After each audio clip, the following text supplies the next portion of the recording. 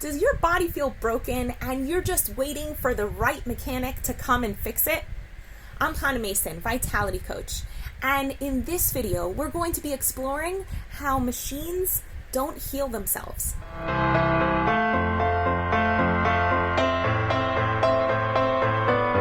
Recently, I've gotten really excited about the work of a psychologist named Norman Doidge, who spends a lot of energy researching and sharing the research of others around the area of neuroplasticity, which is the brain's ability to reshape itself and adapt to your life circumstances, to your beliefs, and to the efforts that you put into literally reshaping your brain.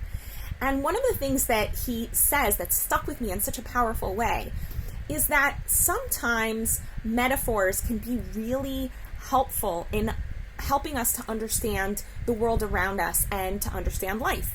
So I could say, life is like a box of chocolates, you never know what you're going to get.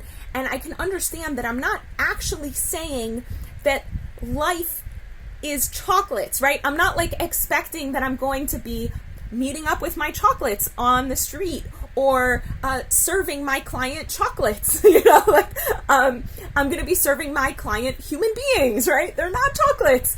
That it's not like I'm going to interact with chocolate trees and my house isn't made of chocolate. I understand that it's a metaphor to saying that there's so many different surprises inside of a box of chocolates, and my life can also be full of so many surprises. And even when I think I've gotten the caramel one, it might turn out to be the mint, which I happen really not to like. So that all of those different surprises are a really cool part of life. And that's why metaphors are so beautiful, because they speak to an emotional experience we have in situation A that helps us to translate into situation B. And he says metaphors are really beautiful in that way. He himself is really into poetry and art. He says the challenge with metaphors are when we confuse the metaphor as being an actual definition of the situation. So he talks about how in the industrial era, people wanted to get rid of any of the magic and the wonder around medicine and started to talk about the human body as actually being a machine, right? It was meant to be a metaphor, but it got so entrenched in medical thinking and in the literature that people really thought that human beings were machines and functioned like machines, and that everything that we did was just based on a simple action-reaction system, and you could treat the body like a machine. It's so much so that we even have specialists, people who specialize just in feet or just in heads or just in arms or just in lungs, as though they're different parts of a machine that don't interact with each other at all, and as though our brains and our minds and our souls don't have any interaction with our bodies either, right? So you've got a machine that is like really linear and broken down, and a lot of times we see ourselves as also being machines without really taking into account the complexity of how the human body works. So when you think of yourself as a machine, so you're just waiting to go see the right mechanic who's just going to do the right tweak and like fix everything, and you don't take into account the fact that every single physician is always depending on the innate healing of the human body, even though they don't talk that way, right? So if you go into a hospital, God forbid, and you've got a broken bone, so the doctors are going to do so much intervening. They might need to clean the area, maybe there's cuts and scrapes around it, and they're going to apply maybe some antibacterial fluids and soap and water and whatever else they need to do. And all of those fluids that they apply to the area, they know that those fluids aren't going to be what creates the healing and the cuts and the scrapes. They understand that the body has to do the healing of the cuts and the scrape. And the body's going to produce new cells and also bring white blood cells to deal with infection. And it's going to just like heal the whole area. And on top of that, then they might put the leg into a cast, and they're not actually expecting the cast to heal the leg. The cast is just a container to keep the leg from moving around so that the leg can heal itself. You are the source of your own healing, and every action you take helps to guide your body towards a healthier state or a state closer to disease or being out of balance or just not feeling good in general.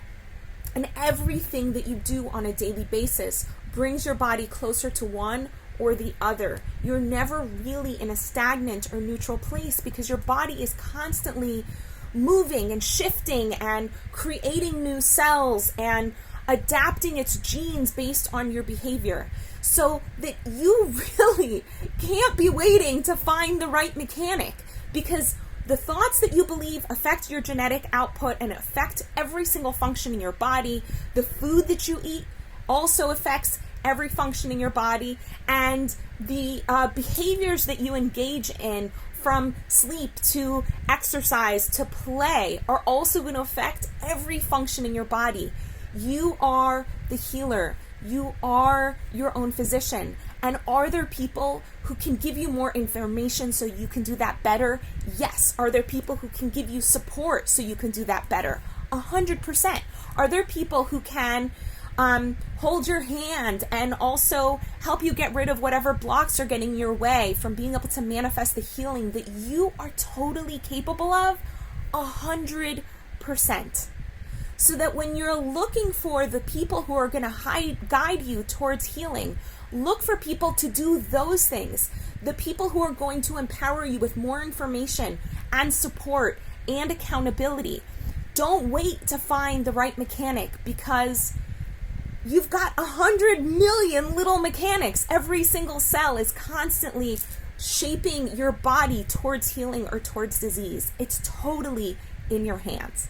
Now, if you're looking for someone who can give you information, give you support, and give you accountability, I can totally do that. I'm a vitality coach. It's my job. I help people shift out of diseases such as heart disease and cancer and obesity and towards places of health and vitality and energy and excitement.